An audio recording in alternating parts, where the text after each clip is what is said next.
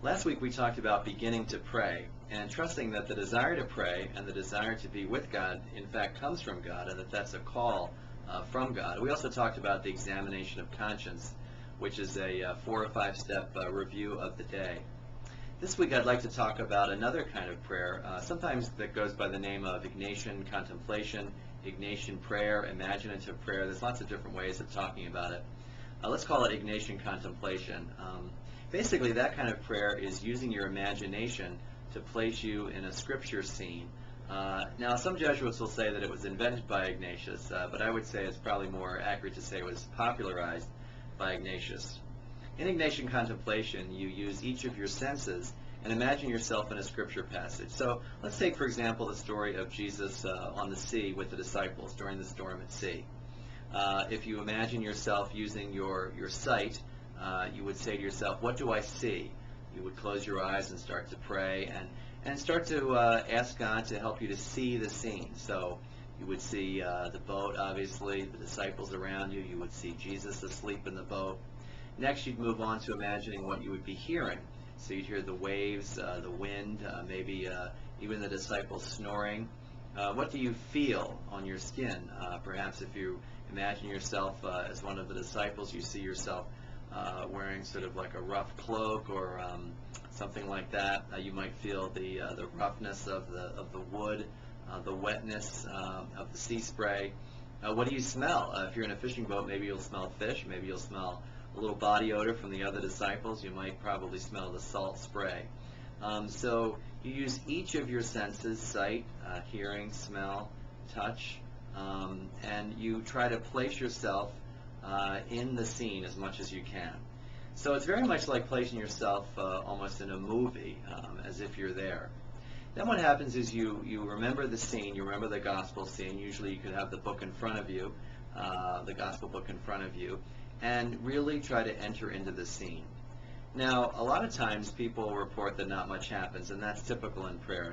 Prayer isn't always wonderful and fruitful. Sometimes it's very dry.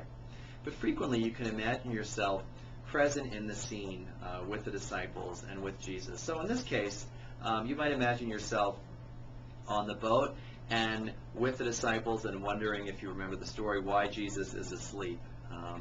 You might start to feel with the disciples kind of angry and discouraged that Jesus is seemingly asleep. When Jesus wakes up and stills the storm, you might find yourself amazed and maybe even fearful. You know, in any of these prayer experiences in Ignatian Contemplation, any opportunity you get to spend more time in Scripture and with these stories on a closer level, to remind ourselves that these things really happen, can always enhance your appreciation of Scripture. So I think it's always good to do them. But sometimes you'll be surprised at some of the emotions that come up.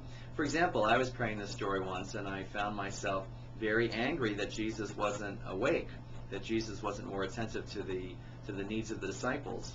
And I started to say to myself, gee, there are places in my own life where I don't feel like Jesus is really paying attention, where I feel like kind of he's asleep. So that led me to think about places where I might also be overlooking his miraculous powers. So while Jesus might not seem to be active in the way that I hope, that there are other ways that Jesus is very much alive.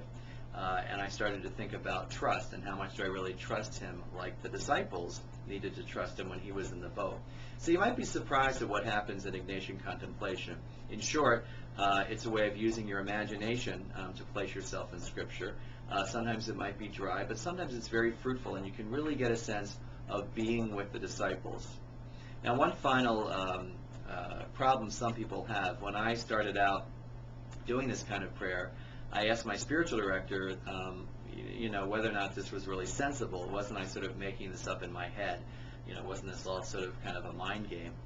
And he said something to me that really helped me in terms of liberating me from those doubts, which was basically that if God can work through relationships and the sacrament and Scripture, then God can certainly use the gift of our imaginations to draw closer to us in prayer.